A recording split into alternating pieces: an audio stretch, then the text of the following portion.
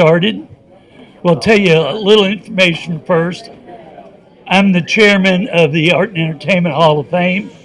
All of the rest of the committee, Dennis Barnes, Maggie Mason, Jon Decious, Tim Ray, Marla Cannon. If I said Chris Vaughn, if I did I miss one? I don't think so. So this is our fourth annual class.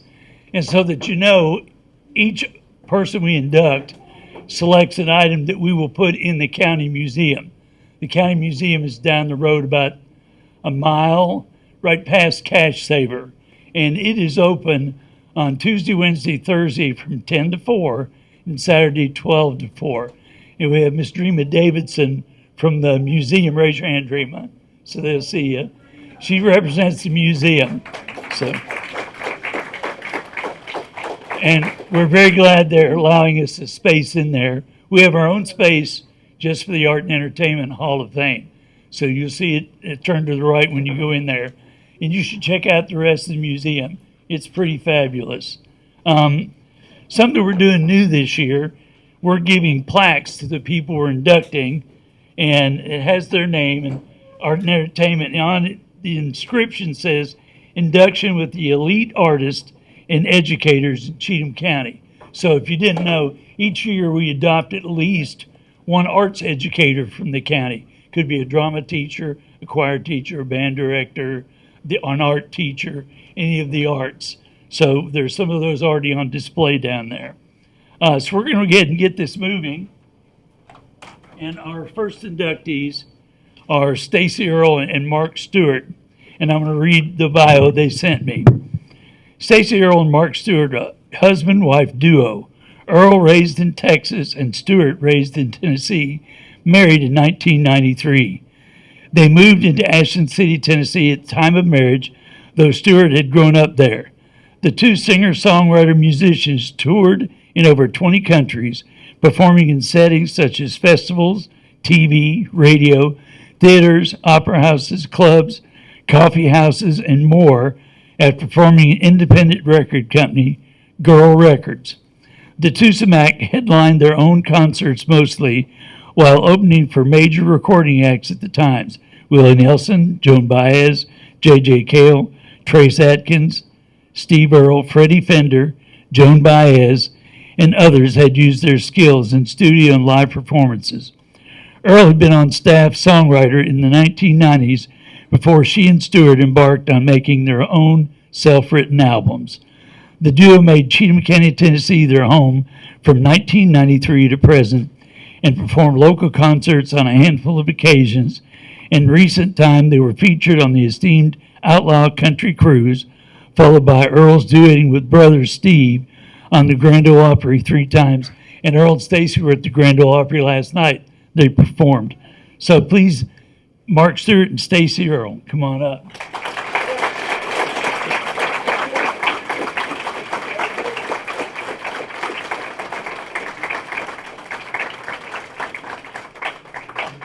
You're welcome to say anything you want to say. So if you want to talk, we can either pass the microphone over or you can come by. I think we're kind of loudmouth here. So. Okay, you say so. Okay. Well, first of all, we appreciate it very much. This is a definite honor, especially as independent folk artists, where you really do everything a lot by yourself.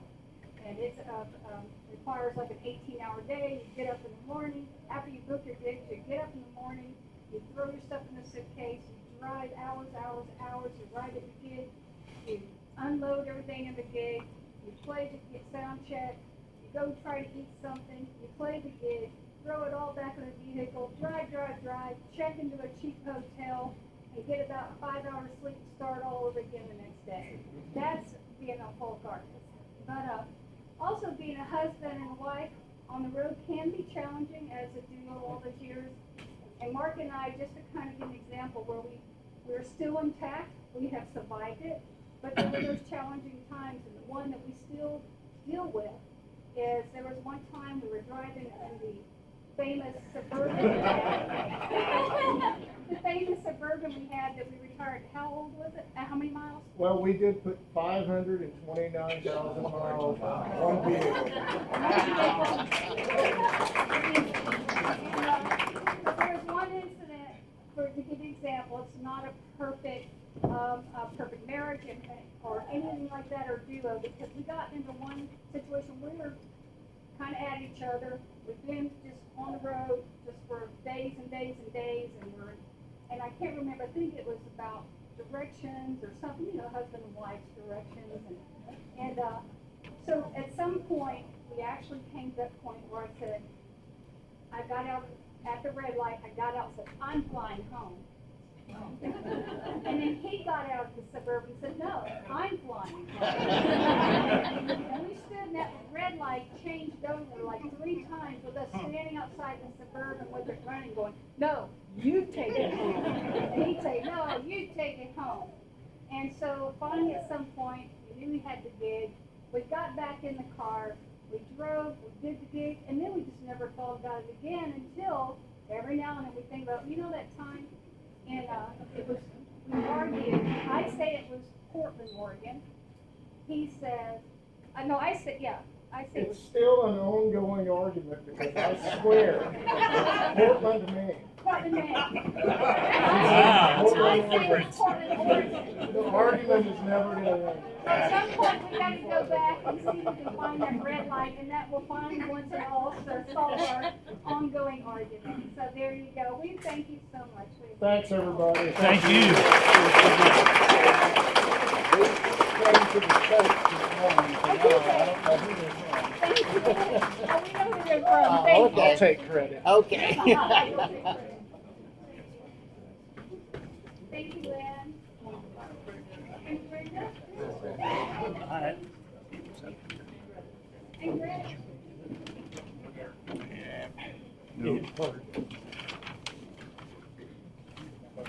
No, here, because I got it. Okay.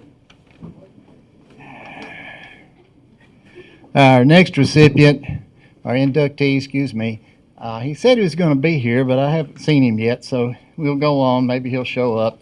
That's Paul Randall Dickerson. Some of you know him from all kinds of ways. He's been in a whole lot of things. He was born in Terre Haute, Indiana, on May 15, 1945. He grew up in a small nearby town of Sealyville and was known throughout his childhood as Randy. We can let him have that next time you see him.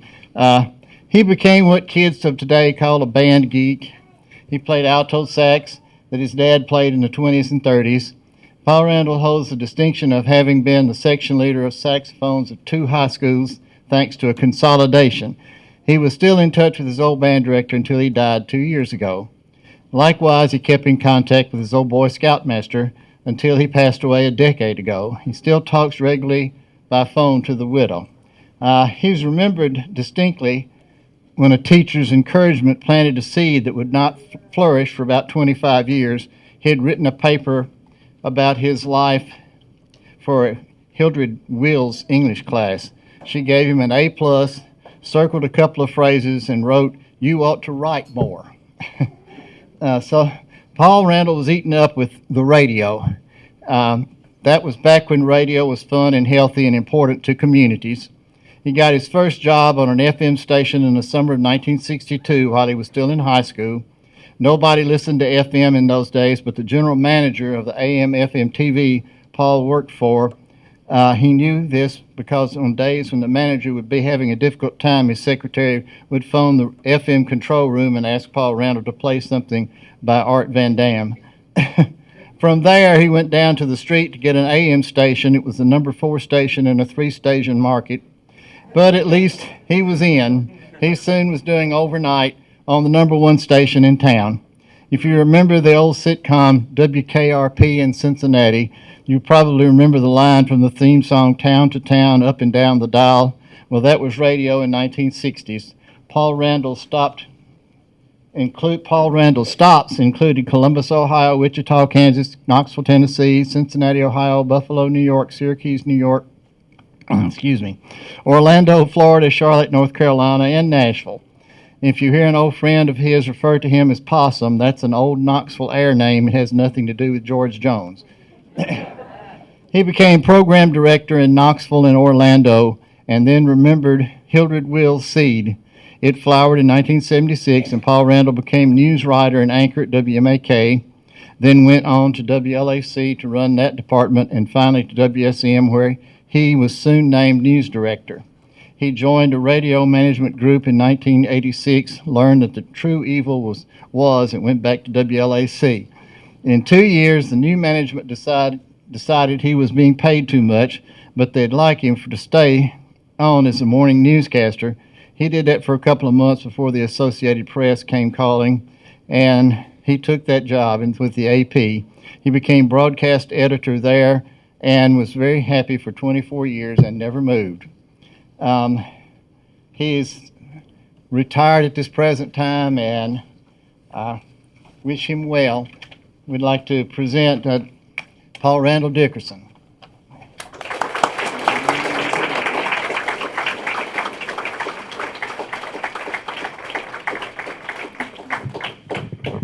Is there anyone who'd like to speak in his behalf, or is there anyone here who can receive his plaque? Okay, I don't see anybody. Right. Next, we have Miss Deanie Richardson. I'll read a little bit about her. Actually, there's a good bit about her, and she's accomplished a lot. Making her debut appearance on the Grand Ole Opry at the tender age of 13, Deanie Richardson took the stage and never looked back.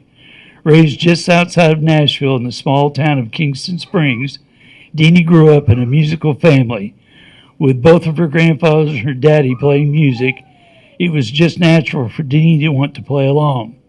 At the age of 9, she picked up the fiddle, and the rest is history. Once the bow touches the strings of her 1880 Colin Medson, you understand why she is known as one of the country and bluegrass music's most revered fiddle players. She can play anything from upbeat, fast-paced bluegrass tunes to lonesome, tear-jerking country melodies. This is not an easy feat. As Vince Gill was quoted saying about Deanie, sometimes great country fiddlers aren't great bluegrass fiddlers and vice versa, but she encompasses those styles. She knows the difference and plays the difference.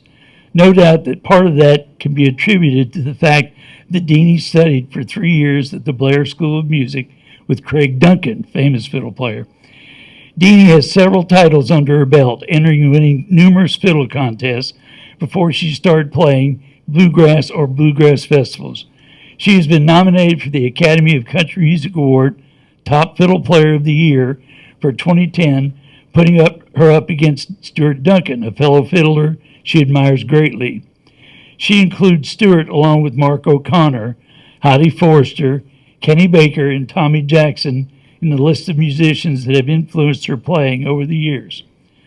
Thriving on diversity, she has shared the stage in a recording studio with such artists as Vince Gill, Patty Loveless, Bob Seger, Dale Ann Bradley, Emmylou Harris, Ry Cooder, David Olney, Hank Williams Jr., Del McCrory, Marty Stewart, Travis Tritt, and Holly Dunn, just to name a few. That's more than a few, isn't it? Deanie has toured with the Chieftains, Vince Gill, Bob Seger, and will be starting 2016 with the new band, Sister Sadie. With appearances on Letterman, Leno, Conan, and the Today Show at the Kennedy Center at Carnegie Hall, London's Royal Albert Hall, as well as touring all over, including France, Germany, Italy, Japan, Scotland, Ireland, Denmark, Norway, Holland, Austria, Belgium, and Switzerland. Deanie has had the opportunity to play the wide range of styles that she does so very well. She doesn't limit herself to just the fiddle, but also plays mandolin and acoustic guitar. In case you didn't know this, the notes on the mandolin are the same as on the fiddle. A lot of people don't know that. I just thought I'd throw that out so you'd know. There's your fact of the night. Her band Sister Sadie has released 2 very successful albums, 2 of which were nominated for Grammys. Deanie then released 2 solo projects entitled Love Hard, Work Hard, Play Hard in 2019 and Circle Up in 2021. She has been a mentor to many young musicians, something that Deanie feels very fortunate to be part of. Working with kids has given her the opportunity to nurture the next generation of bluegrass pickers, something she believes in with all of her heart. She has shared her liveliness and love for music with many students over the years. Along with private teaching, she also heads up the International Bluegrass Music Association. Kids on Bluegrass program, where she selects, teaches, and prepares 30 kids from all over the world to perform at the annual convention. For the year 2020 and 2024, Deanie was awarded the International Bluegrass Music Association Fiddle Player of the Year. The band with which she helped to co-found, Sister Sadie, also won Vocal Group of the Year and was the first all-female band to win Entertainer of the Year in the IBMA's history. She was the most awarded artist at the 2020 IBMA Awards, winning 4 awards. She also took home an award for collaborative event with Becky Buller, the Barber's Fiddle. Deanie is a presence on stage. She radiates a type of contagious energy, literally bursting at the seams of her small frame so that you feel you are part of the magic when she takes on her solos. She says that her beloved fiddle vibrates her entire body as she plays. Maybe that's what you feel as you listen to her music, or maybe it comes from within. They say you get back what you give out. If that's true, then Deanie's cup is overflowing. Her motto, love hard, work hard, play hard, in that order. Deanie Richardson.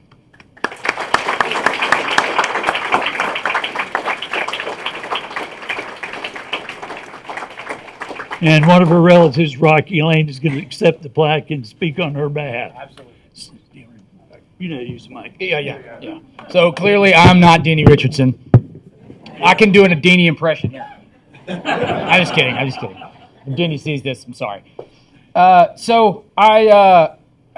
Deanie's cousin. Her mom and my mom are sisters. Mr. Meritz is right. We did grow up in a very musical family. There's lots of musical Stuarts in the room right now. Stacey and Mark are a beloved part of the family. We've got cousin Kay and cousin Belle over here, my uncle Chuck and my aunt May, Stacey, and the whole. I mean, it's the Cheatham County music aspect of our family is, as Deanie puts it in. I'll read a brief speech at the core of what drives us. I'm proud to be a part of that. I'm proud to be a part of the band, just like Deanie was under Mr. Meritz, and I'm honored to be able to speak on behalf of Deanie. I've done maybe like 2 of the things that she said in my life. I play the guitar. I've met Vince Gill once, but but I'll tell you this: the passion piece of it is so true. She is always feeling every note that she plays when she's on stage. And the band that she's with, whoever it is, always feeds off of her, and that energy carries on, like at our family reunions when we play music together. And when I was a young kid, and Deanie was a slightly older kid, she was always entrancing me with the music that she was capable of. And I'm a musician too, but when I was that age, I could not believe my eyes. I always adored my cousin, and always thought of her as like I want to be like that one day. In our family, it's like, congrats, it's a boy. Here's his guitar. So it kind of come naturally for me. I was going to do it anyway, but I'm just like I said, I'm honored to be here and accept this for her. She is at IBMA right now with the kids on Bluegrass, and she called me and was like, please, I can't think of anyone better. She does mention some of that in here, and I'll just read this real quick for you guys. While I'm deeply sad and regretful that I couldn't be here tonight, I'm very grateful to my cousin Rocky for stepping in for me. There's not a better man. That's nice. Thanks, Deanie. If I say so myself. What an honor to be recognized in this way from my hometown that I love so very much. I was surrounded by music here in Cheatham County growing up. Both my grandfathers, who was also my grandfather, played music at a local square dances and parties all over Cheatham County. I have so many memories of that in both Kingston Springs and Pegram. Music has always been my life. Part of that love grew from my time at Harpeth High School in the band with Mr. Merritts. Go Band of Blue. Yeah, come on, Band of Blue. That's right. What's that? Oh, apparently Deanie played the clarinet in the Band of Blue. Who would have known there was not a marching fiddle player, you know what I mean? Oh, in middle school, okay. Also singing and playing with Melanie and Marla Cannon in high school, and many Sundays playing during the church service at the Kingston Springs United Methodist Church. The whole community, which is you guys, of Cheatham County has been a supporter and champion of my career. I've traveled all over the world making music with some amazing folks and have carried a piece of Kingston Springs with me to every one of those places. I wear my Cheatham County proudly. I can't tell you how many interviews I've done where I've fondly talked of this beautiful place outside of Nashville that I grew up in. My heart is full. I am deeply humbled. I'm elated to be honored on the same night as family members Mark Stuart and Stacey Earl, and to be in the same presence as my brother Clyde Richardson, who was honored a few years back, and Melanie, Marla, and Buddy Cannon, who were honored last year. Thank you to everyone who made this great honor happen for me.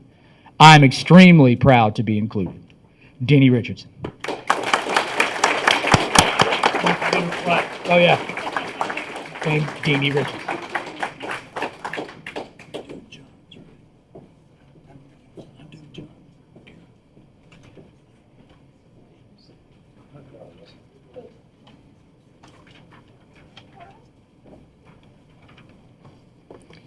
Okay, next we have Jon Decious, and this is his bio.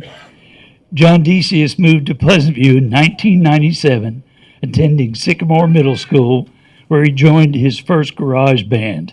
I think a lot of us did that at one time. Not successful, though. Apparently he was. A few years later, the Pink Spiders, a Nashville band he formed, signed with Geffen Records in Los Angeles, California. Between 2003 and 2008, the band toured the U.S. and United Kingdom with the Warped Tour and bands like Fall Out Boy, Yellow Card, and 30 Seconds to Mars, among others. The band was named Rolling Stone magazine's Band to Watch on 2006, their video for their first single, Little Razor Blade. Debuted on MTV's TRL program, their debut album, Teenage Graffiti, debuted at 89 on the Billboard charts, and they are also featured on an episode of Fox's Hell's Kitchen. In 2009, after the Spiders called it quits, Jon started writing songs and during COVID began taking writing professionally seriously. He signed his first publication deal in 2023. Since then, he's been named a member of the AIMP, Association of Independent Music Publishers, class of 2023, and then the next year was honored as AIMP's 2024 Rising Songwriter of the Year. Song-wise, Jon has accumulated over 20 major label cuts in the past 2 years, including 4x4 by You by Lainey Wilson, co-written and performed by Lainey Wilson, that went on to become number one on the media-based country charts in early 2025.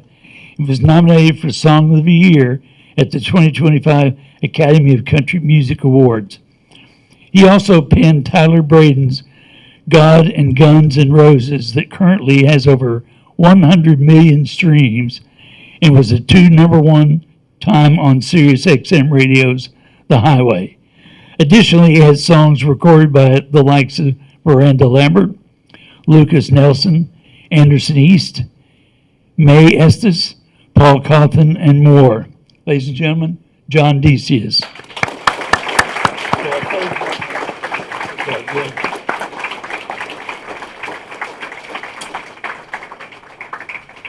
Thank you. Yeah. Yes, thank you. Yes, that's yours. Thank you so much. This sure does mean a lot, and I really don't know what to say. I try to do the rhyming of the words thing, so I don't have to do the speaking into the microphone thing too much. But I guess growing up in Kentucky, I was just a big music fan. But it wasn't until I moved to Cheatham County that I saw garage bands and, like I saw in movies and on television when I was growing up. That's what I wanted to do. But when I came here, it was a pretty normal thing. So I blame most of this on Cheatham County. I blame it on my mom for not killing me when I dropped out of school to go live in a van and go tour around the country. I blame Geffen Records for saving that next Thanksgiving from being very awkward. And having everybody in my family disown me. And then I blame it on Dean Dillon for when I was his farmhand telling me, "Damn, son, these songs ain't too bad," which gave me an idea that maybe I could make a living out of rhyming the words. And I blame it on, Lenny Wilson, the brightest star in the country music sky, taking a chance on a guy that wrote songs about weed smoking armadillos hitchhiking in Texas. And I just wanted to thank Jesus and What the Hell Dale and Mom and Mandolin, and thank you all so very much. I appreciate it.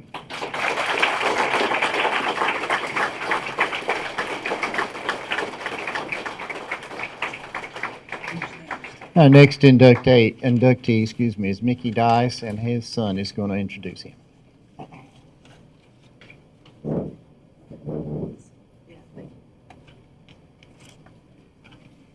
Hey, good evening, ladies and gentlemen, distinguished guests, fellow inductees, and all you wonderful folks that make Cheatham County such a harmonious place to live. Tonight we gather to honor someone whose life has been a true symphony of service, music, and faith, my dad, Mickey Dyce. So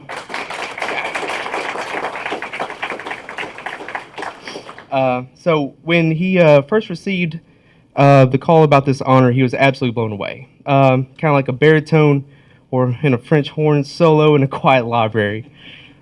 He said many times how humbled he feels to be recognized as an inductee into the Cheatham County Arts and Entertainment Hall of Fame. For him, it feels like a bonus for just simply having done what he's always done to bring so much joy, teaching and performing music. So in his own words, it's not every day you get recognized for hitting some high notes, but here we are, and he's so grateful. So tonight, let's rewind the tape, or as Mickey would say, the vinyl. Let's take a walk through his journey together. So Mickey grew up right here in Middle Tennessee, where music was never just a hobby, but a soundtrack of his life. So at McCann Elementary in West Nashville, he began formal music training on the cello in a small string ensemble.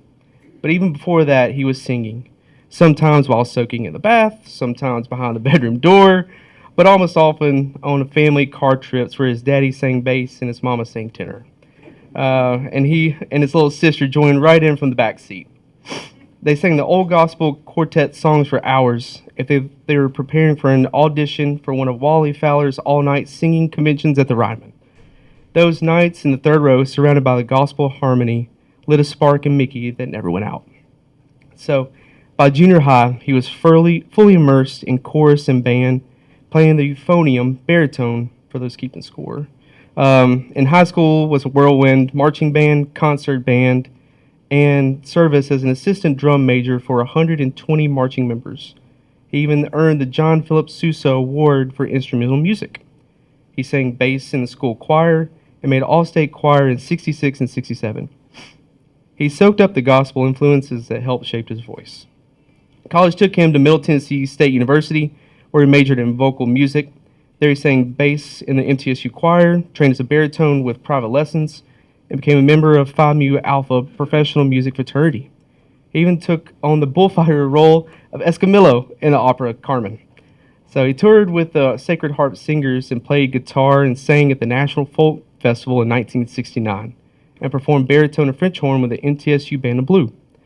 Those were his crescendo years, laying the foundation for what would come next. After graduation, Mickey embarked on 37 wonderful, fulfilling years as an educator in his new home of Cheatham County. He began teaching at East Cheatham in 1965 under Principal Carter Grizzard, and later became Sycamore Junior High and Cheatham County Central High School, where he spent 13 years as a full-time vocal music teacher. While teaching, he pursued his master's degree at Trevecca and built programs that filled the school day with opportunities for harmony, chorus, treble, choral, concerts, choir, show choir, and even private voice lessons after school. His groups performed everywhere, from Church of Our Nation's Founding Fathers in Pennsylvania to Disney World in Florida, winning various awards along the way. At home, they lit up the community with annual Veterans Day show choir concerts, choir festivals, dinners in the round, and even a record album. His students danced and sang Broadway-style shows on a river barge at the Cumberland River for the TVA's 50th anniversary, and his choirs performed multiple times at Opryland. Even in his retirement, former students sought Mickey out to sing just one more time, and so they did, at a Veterans Day celebration on Cheatham County Courthouse lawn. Mickey also continued to grow professionally. He attended seminars, studied under the legendary Fred Waring at Penn State, earning the status of honorary Pennsylvanian in 1983. He formed a group called the Faculty Four. This quartet performed at ball games, professional events, and even recorded songs together. Mickey was honored with an American Award from the American Legion and recognized with an official declaration of appreciation for patriotic observances. Beyond the classroom, Mickey's life has always been rooted in his faith. After retiring from education, he continues singing about his Savior, Jesus Christ, just as he had all those years ago in the backseat of the family car. He has sung for decades with the worship teams at Pleasant View First Baptist Church, serving 35 years as a minister of music and remaining a charter member. Mickey calls it a full circle chord progression. None of it, he says, would have been possible without his family, his students, who taught him as much as he taught them, and the Cheatham County community. As for Mickey himself would put it, "You've all been the ensemble that made my life a symphony." This recognition is amazing, truly noteworthy. It's an honor that strikes a perfect chord in my heart. God bless you all, and let's keep the music playing in Cheatham County.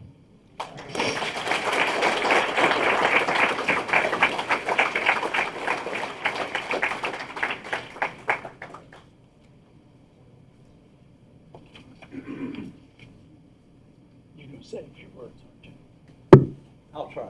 You want to make No, I'm Oh, okay. I'll use that projection they taught me. Going back to the opera Carmen that we talked about, paint a picture of that. If you can picture this guy in a bullfighting outfit, the most uncomfortable pants I think I have ever had on in my entire life. But it was fun. You know, it's been said that educators never really know how far their influence will go. That's evidenced tonight by a lot of my friends I see in here, a few students that I see in here. Christy, where are you? What a sweet, sweet girl. Mark Stuart, not a girl, but he's still Mark played on that album that we did. Gary Williams, Don's son, played the drums for us that year. But it's just been a joy and a privilege to be able to do all of those years, all of my years in Cheatham County. It's a great place to live, a great place to raise children and a family, and what a great honor. Thank you, board members, everybody. Can't live up to it, but I'll keep singing. Thank you.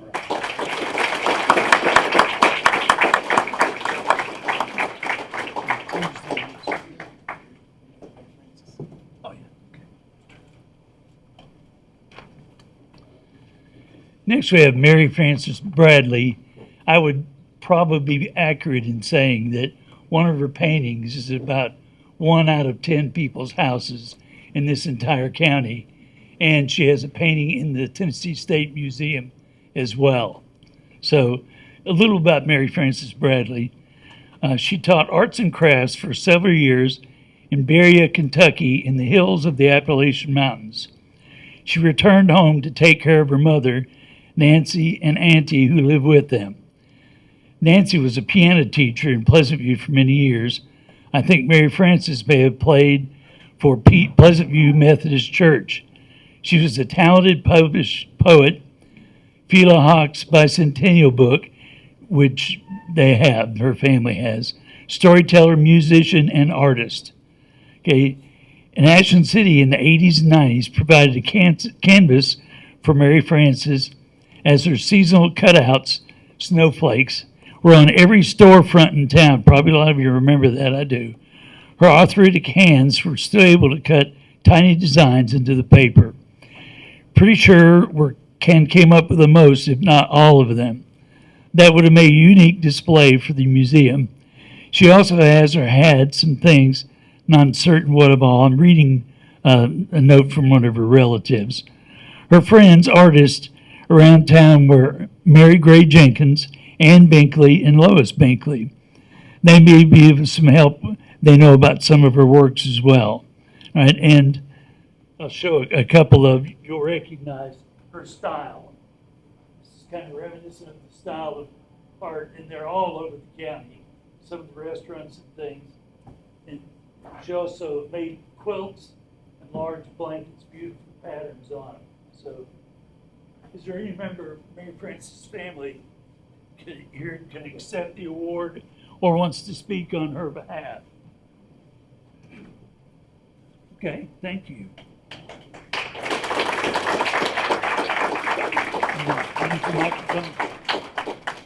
What's the cord? Well, I did read that part. Somebody has to accept. Okay. Mary Frances would be tickled to death to know that she'd be honored in this way because she was an artist, she was a poet, she was a singer, the piano player. She could do it all. The museum also has her, no, it's right there, her 1939 thesis from George Peabody College on teaching art to children. I also like to tell people that her painting of Sydney's Bluff is at Riverview, along with the poem that she wrote about it. So we're very proud of Mary Frances, and as most of you wish that you had listened to older people more and enjoyed the stories that they really wanted to tell, because how we would love to ask her questions, and listen more to the things that she had to tell, her story, especially in the Appalachian area. So the family appreciates you all honoring her, as she was honored last year at the Teachers Hall of Fame as well. So she was a good person, good Cheatham County person. Thank you.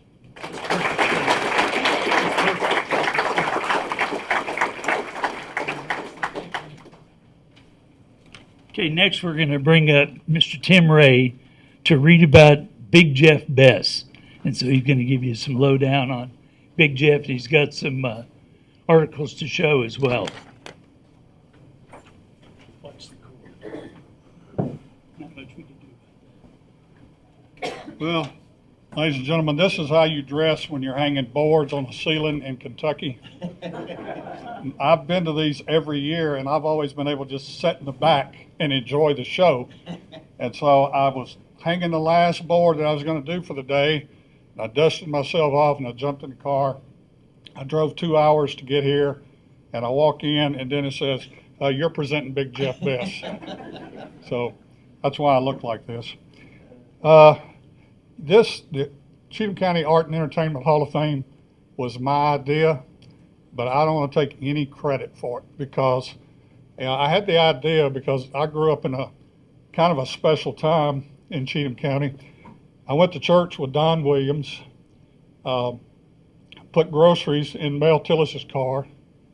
One of my friends in high school was dating Tanya Tucker for a while. and the list goes on. So I had the idea that we should have an Art and Entertainment Hall of Fame after I started the Cheatham County Sports Hall of Fame. But I knew I didn't have time to take on another project. So these were the people that I thought of: Gary, Dennis, Maggie Mason, Jon Decious, and they have taken this and taken it exactly where I thought it should go. So I'd like for you to give them a round of applause.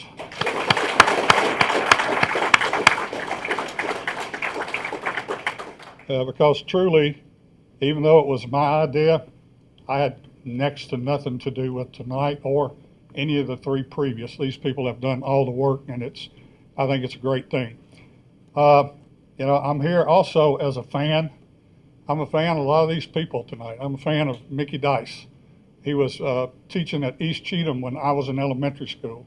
Now, I know he looks younger than me now, but that's just, that's what toxins will do for you, I guess. I guess Mickey was a cleaner eater than me. Always was a fan of Gary Merritt's and what he did with the band at Harpeth High School. In a short time, he turned them into one of the better bands in the state. Dennis Barnes for years. Dennis, when I was a student, watched Dennis and what he did with the band, and then later on was fortunate to be a colleague of his when I was teaching there. Maggie Mason. I was a fan of Maggie's because I was an assistant principal and a principal at a school where she ran an absolutely top-notch choir program. And we never had to worry about choir. We also never had to worry about the national anthem at a basketball game. They covered every single basketball game with a national anthem. And we didn't have to remind her, they just showed up. Because that's what she taught kids to do: be responsible and to do a good job, and to be where you're supposed to be when you're supposed to be. Jon Decious. I'm a fan of Jon Decious. Now, am I pronouncing your name correct? Okay. That's what I called you when you were a kid. I didn't know if you were just too intimidated by the assistant principal to correct him. In fact, I didn't even call him John or Jonathan. I just called him Decious. So I'm a fan of his because he was a young man who went after something that he wanted to do. He just put all his eggs in that basket, and he went and did it. And I admire that, and I'm a fan of people who do that. He was also a point guard at Cheatham County, at Sycamore, when I was the athletic director for a little while. He was little, but he was slow.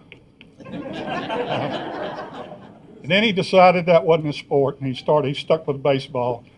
And he was a really good baseball pitcher who did not look at all like he should be an athlete. But he was a really good baseball pitcher. So, a fan of a lot of folks.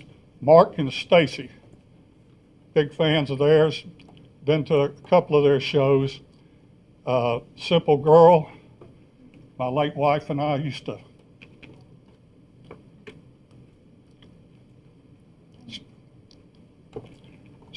my late wife and I used to listen to that CD a lot. So, big fan. Now, I'm supposed to introduce Grover Franklin Big Jeff Bess. How many of you had heard of him before tonight? Yeah, the music people heard of him. I had actually heard of Jeff Bess back in the 80s, kind of sort of brushed shoulders with him because he was a reserve deputy with the Davidson County Sheriff's Department. And he lived in Cheatham County or somewhere near the county line. And he would come into town from time to time. That's when Doris Weekly was the sheriff. And I worked for Doris Weekly. And, if Doris were alive today, we could induct him into the Entertainment Hall of Fame. He was quite the entertainer if you could just follow him around and listen to him. But that was really all I knew about Big Jeff. I knew he had something to do in the music industry at one time, but I really didn't know until I started doing the research for this. His name was Grover Franklin. Everybody called him Big Jeff Bess. He was born in 1920 in Cheatham County, lived all of his young years and even his early married years. He lived right here in Cheatham County. He was a rockabilly recording artist and songwriter. Big Jeff hosted and performed a live music show on WAC radio for 15 years. Big Jeff's recording Step It Up and Go is considered a proto rock and roll record. He also had an acting career, which was pretty impressive. In 1957, he shared the screen with Andy Griffith in a movie titled A Face in the Crowd. In 1960, he acted alongside Montgomery Clift and Lee Remick in Wild River. Jeff's first wife, Emma Pearl Redeker, who was also from Cheatham County, performed with him under the stage name of Little Peggy Sue. Jeff and his second wife, Hattie Louise Tootsie Bess, opened and operated the world-famous Tootsie's Orchid Lounge. Anyone, by any chance, we put out a notice on Facebook trying to find family members. Anybody related to Jeff? Okay. Well, I'm going to put his poster up here if you would like to take a look at that. And again, thank you all for being here tonight. And thank you for being interested in Cheatham County history.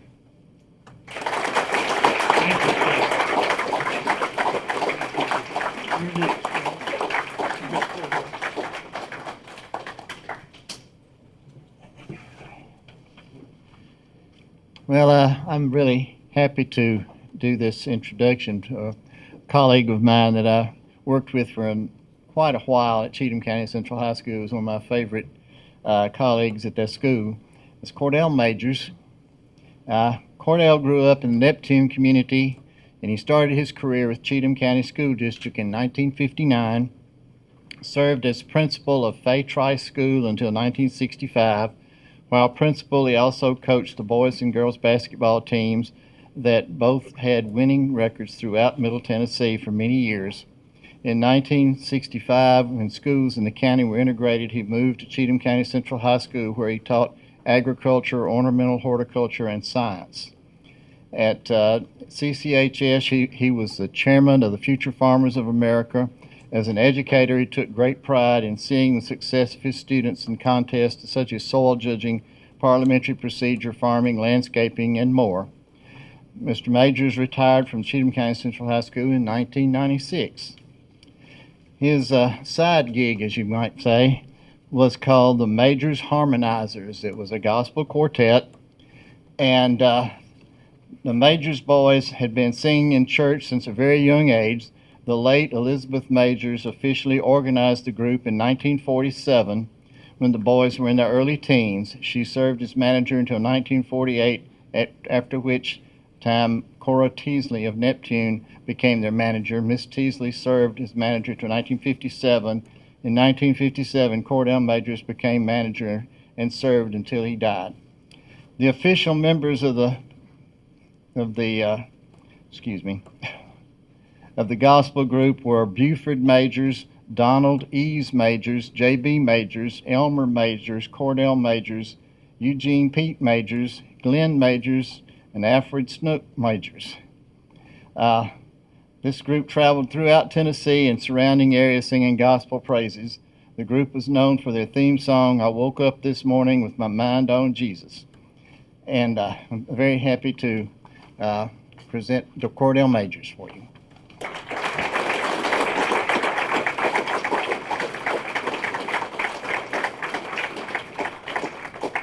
Is anyone here from Cordell's family? We'll hang on to this in the museum. You want to come up here? You're Judge Phil Maxey. We have to let you talk.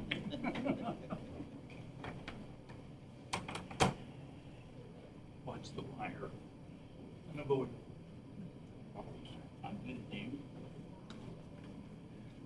My dad was the only ag teacher in this county for about 150 years until 1966 when Mr. Majors came and joined my dad as an ag teacher.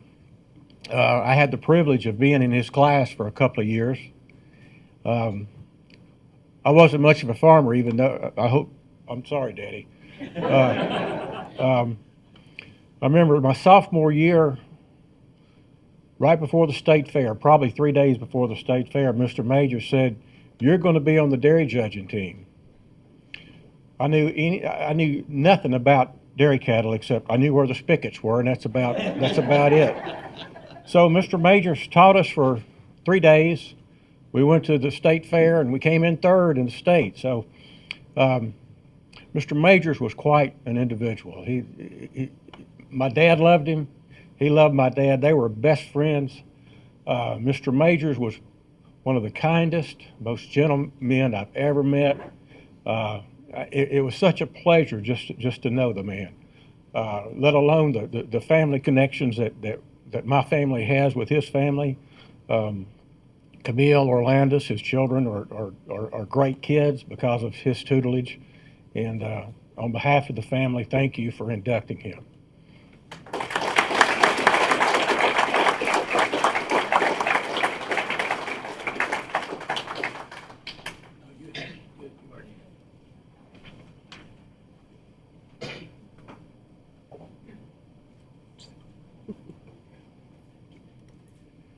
I'm pleased to read about Lee Farmer. Lee Farmer was the eldest of 3 sons born to George and Helen Farmer of Pegram, Tennessee. From an early age, Lee displayed a natural talent for music, particularly the piano. He began formal lessons at age 8, and by 10, he was occasionally performing on Saturdays at the piano and organ store in the Hundred Oaks Mall.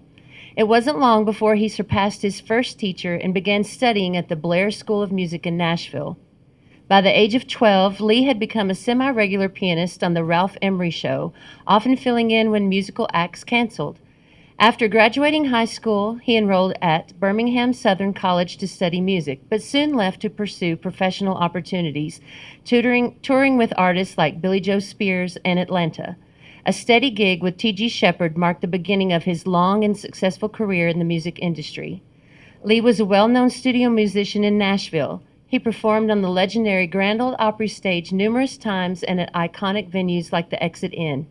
He also played with the Denver Philharmonic Orchestra and spent 2 summers touring Germany, performing on pipe organ in historic cathedrals.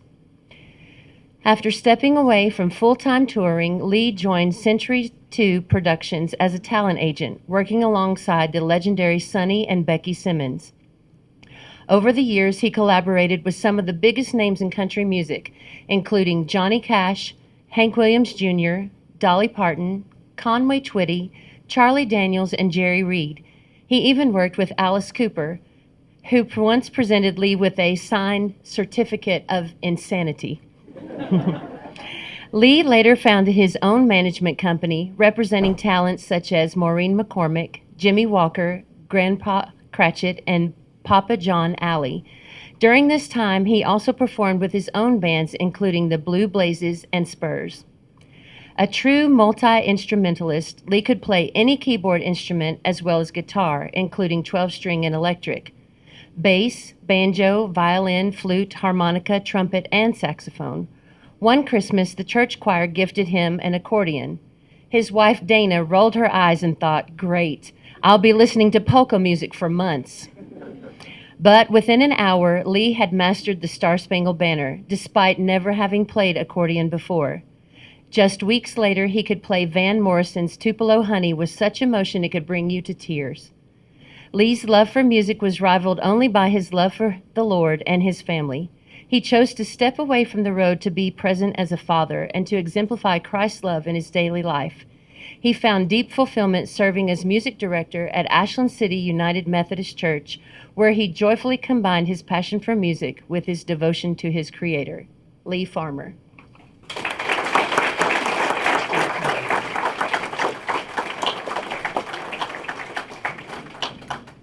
Is there anyone here to accept? Oh, good. You're going to speak a little on his behalf.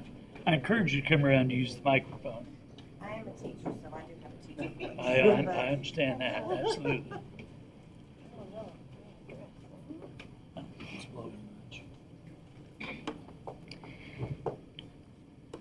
You know, it's been 21 years since he has gone on to be with the Lord, and I'm looking at all these faces, and I'm seeing all these people that have touched our life, and that has been a part of Lee's life. And I remember the Pink Spiders playing at our coffee house. Lee and I had that coffee house across the street, and Pink Spiders started playing there, and I'm seeing Judge Maxey and Pat Smith with the Chill Jammers playing, and Mark Stewart and Stacey Earl played there. And you know, Lee loved music, and he loved people, and he loved his family, and he loved the Lord, and is just he was amazing, and we love him, and we miss him every day. And I just thank you for this honor. And his daughter Tasha, do you want to say anything?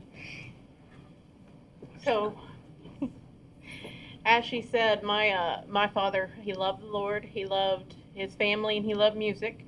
And depending on the day of the week and how me and my brothers were behaving, music might have been second on the list some of the time. He grew up here. He was a part of the music at the Central High. He also went on to play pretty much all the numbers for any of the plays there. You'd usually catch him behind the piano. I know he was a particular fan of Miss Joyce Mayo, as she tells me every time I see her. He loved giving to people. That was one of his core things, was by the fruits of your labor you'll be known.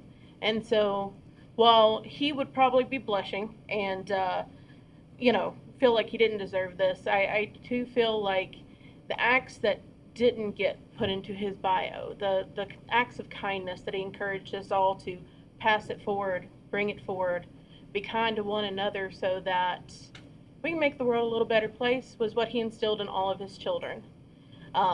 My three brothers joined the military. They're out in the world now and have kids of their own, and I can say that lesson has continued on, is be kind to one another and pass the kindness forward.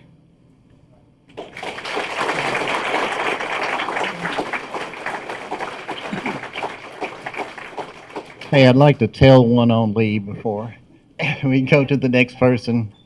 He was my choral accompanist his senior year in high school, and we were started working on a Bach piece.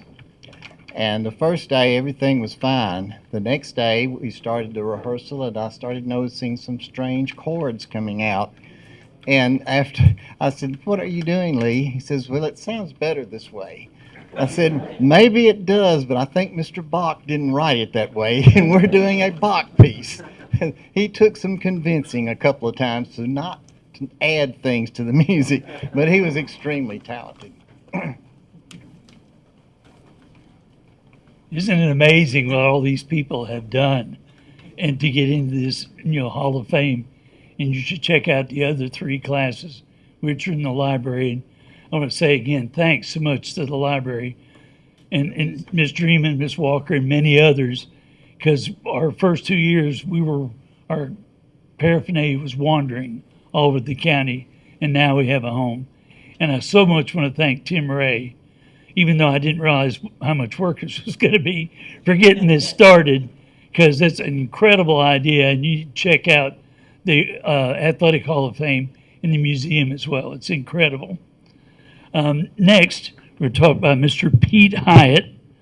As Pete Hiett got his BS in Major Art, Austin P, and his BSc Major Civil Engineering at UT, and a Master's of Engineering at UT Knoxville.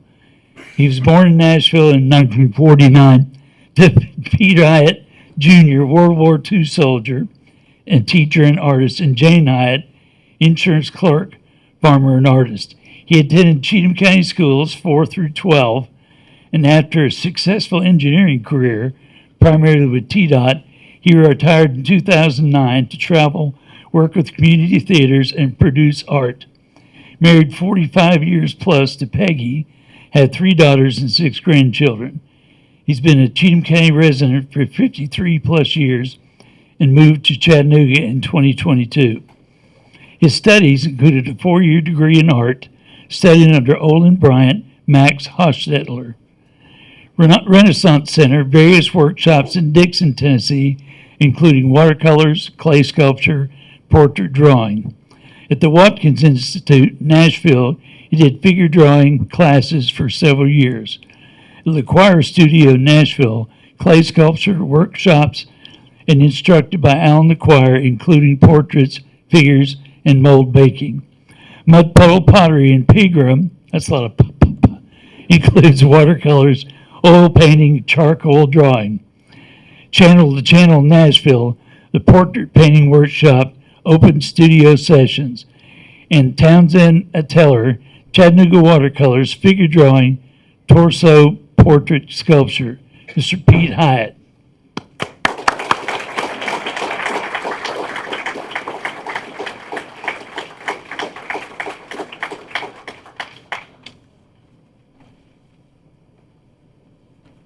I've known this guy for years and years. When we were youngsters, we both worked at Opryland to get just coincidentally in food and beverage and washing dishes, and he's cooking hamburgers and wiping down the back the wall and everything. So we've known each other a long time. It was exciting that when he showed up to be the band director at Harpeth High School and have my 3 daughters go learn how to be leaders and successful in life through what they learned in band. So I really appreciate what Gary did. And Gary, thank you.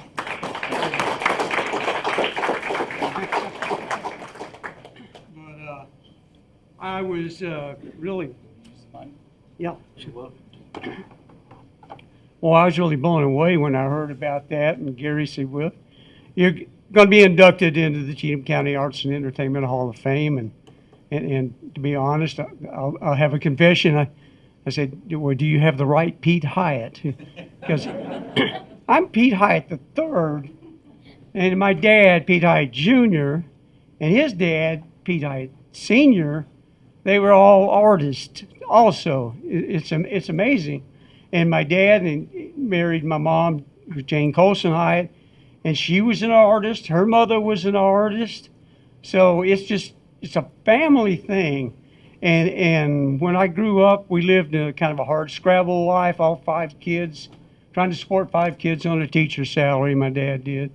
And we had a farm, and we would hoe the garden, and then go feed the chickens, and then slop the hogs while he's quoting poetry.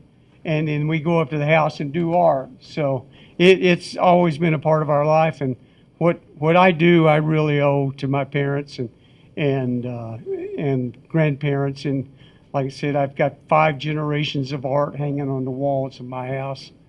And I miss Kingston Springs, as Gary said. I live in Chattanooga now. I moved there a couple of years ago because 5 of my 6 grandkids are there, and the parents needed all the help they can get. So we're there to do that. But I was really blown away, and I want to thank Cheatham County Arts and Entertainment Hall of Fame for this honor. I appreciate it greatly.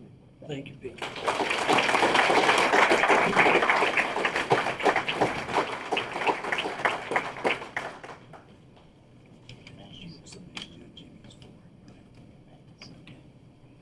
It's up here. Never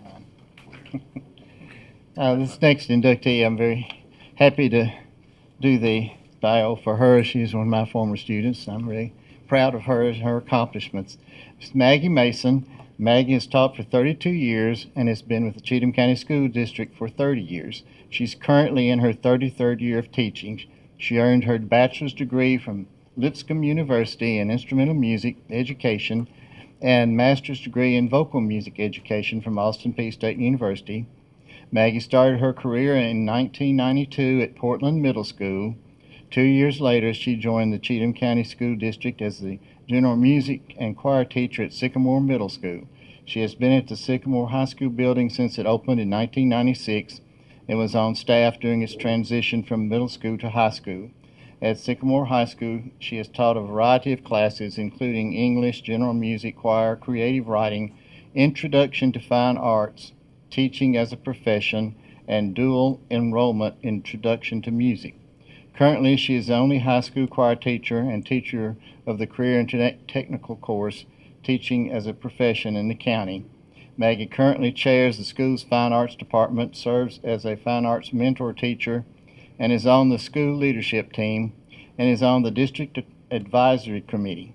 She has been named the Sycamore High School Employee of the Month 3 times during her tenure and was the Fox 17 Teacher of the Week.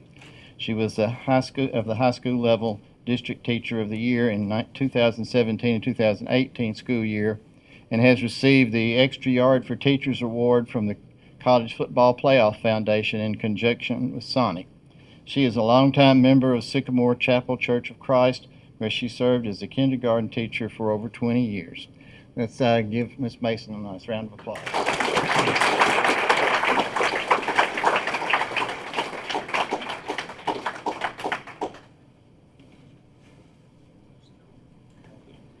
So I realized as he was reading that, which I wrote myself, that I didn't put anything in there about my students. And I'll tell you, my teachers are here tonight, and it means a lot to me. Mr. Mickey Dyce, who was my teacher from 6th grade to 12th grade, and Mr. Barnes, who was my teacher from 6th grade to 12th grade. And I don't know if you remember, but I had you 1 year. So 1 year in high school with Mr. Merritt's. And I played clarinet, that's right. I wasn't sure what I wanted to do as far as what I wanted to teach. I always wanted to be a teacher since I was 10, and I made my sister be in my class. So, but music is what I decided to do. I went and got my degree to be a band director. I've never been a band director. Thank you, Lord. I've never been a band director. I've always taught choral music, and that's why I'm still a teacher. Jon was in at Sycamore High School when I was there, and Tim was my principal. I know a lot of people in this room, and I love what I do, and that's why I'm still doing it. If you're a teacher, you understand what I mean. You do it for a long time, and you do it because you just love it. My kids are great. I'm still there. We had rehearsal after school today. So I'm not going to brag about what I do. I do it for them. So thank you very much.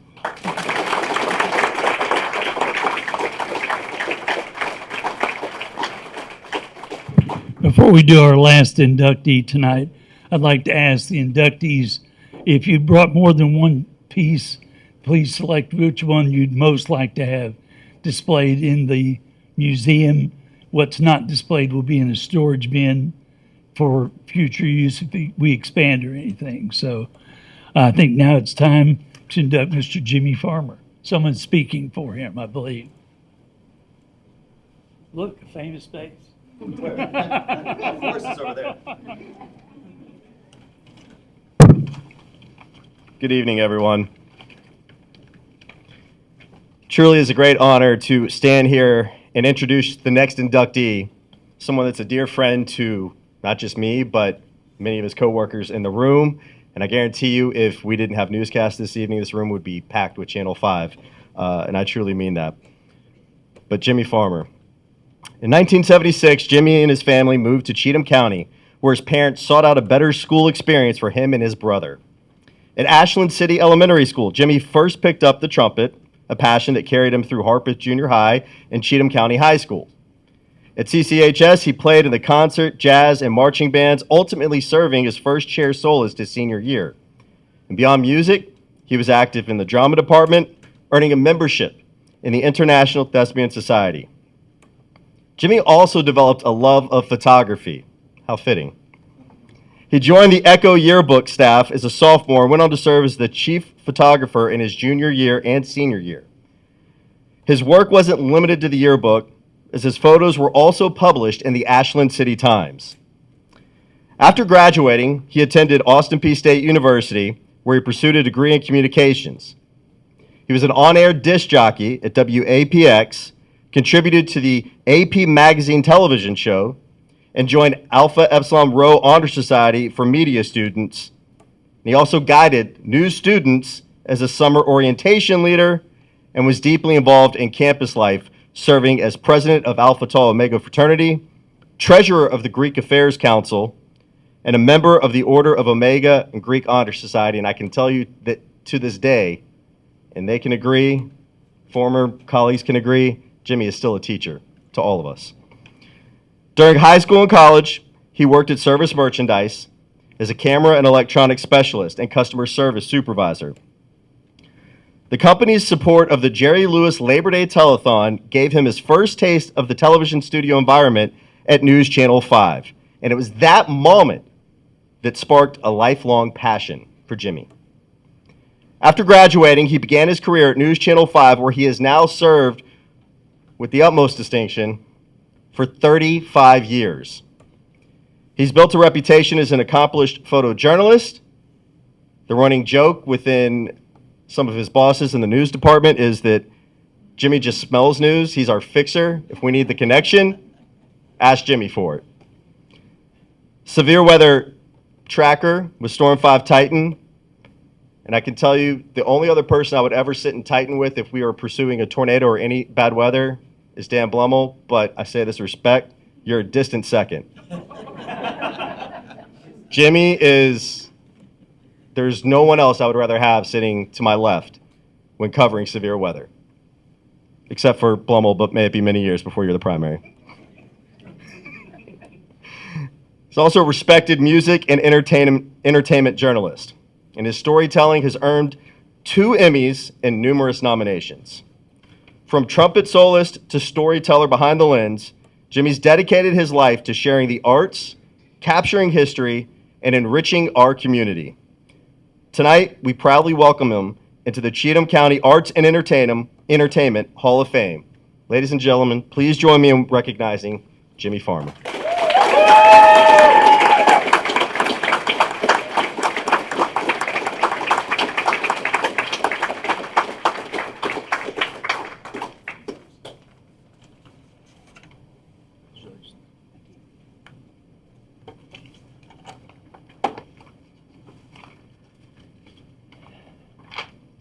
Thank you, Henry, and thank you to the selection committee for welcoming me into the Cheatham County Arts and Entertainment Hall of Fame.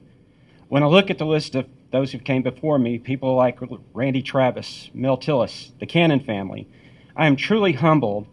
It's an honor to be included in such company.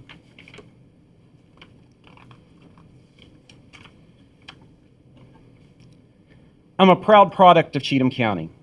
I grew up on River Road, went to school in Ashland City and Kingston Springs, had my spot on the courthouse square, and was a regular at Stratton's. I played trumpet, learned music, took yearbook photos, and ran lights for high school plays. Those experiences shaped me, and they all happened right here in Cheatham County. There are so many people who helped me along the way that I would like to recognize. Band directors Dennis Barnes and Gary Merritts introduced me to a wide variety of musical genres and fostered my lifelong appreciation of music. Joyce Mayo and Dale McCarver introduced me to live stage performance and allowed me to learn stage lighting, a skill that I still use every day. Jamie Morse, my high school yearbook sponsor, she believed in me enough to hand me a camera, allowing me to learn composition and technique, another skill that I use every day. My cousin Ray Farmer, also a photojournalist, had a big influence on my path. When I was a kid, he put a camera on my shoulder, he let me look through the viewfinder and let me play with the buttons. I thought it was the coolest thing ever. I still remember that feeling, and to this day, whenever a curious kid shows interest in my camera, I put it on their shoulder and let them look through the viewfinder and play with the buttons. I also want to thank the incredible people at News Channel 5 who gave me opportunities to grow. Jimmy Norton hired me as an intern, giving me a foot in the door. Evelyn Kirkpatrick and Gary Kelly saw potential in me and brought me on as an editor. Mark Martin, our chief photographer, let me pick up a camera and create my own niche as a photojournalist and storyteller, which led me to covering Nashville's music and entertainment scene, a part of my job that I love the most. Harry Chapman set the gold standard for entertainment journalism and taught me how to do it right. Over the years, I've been fortunate to work alongside some of the best journalists in the business. Chris Clark, Jesse Knutson, Carrie Sharp, Jason Lamb, Kelsey Gibbs, and the photo staff, the award-winning photo staff at News Channel 5, and many others whose support for me has meant the world throughout my 35 years at News Channel 5. There are music industry publicists that I would also like to recognize. Rana Rubin, Jackie Marushka, Dixie Owen, Darlene Bieber, Jesse Schmidt, Don Grubbs, and Zach Farnham. Thank you, and the artists you represent, for helping me to be successful. My success would not be possible without the support of my family and friends, many of whom are here tonight. My Aunt Nancy, my Aunt Sissy, my cousins and friends, thank you for being here. I want to recognize my niece, Riley Farmer, and my nephew, Elijah Farmer, who I love very much, and my best friend, Christy Young, my sounding board, my rock, and the one who keeps me grounded. Thank you for everything. Most importantly, I want to thank my mom and dad in heaven, Horace and Judy Farmer. They taught me that I could do anything I set my mind to. They picked me up when I fell, and they were always my biggest cheerleaders. I know they're celebrating with me here tonight. I'll close by saying this. I love what I do. For 35 years, I've been blessed with a career I love, and I'm still going strong. Being recognized here tonight is truly the icing on the cake. I've always been proud to say I grew up in Cheatham County, and now I'm proud to say I'm a member of the Cheatham County Arts and Entertainment Hall of Fame. Thank you for this tremendous honor.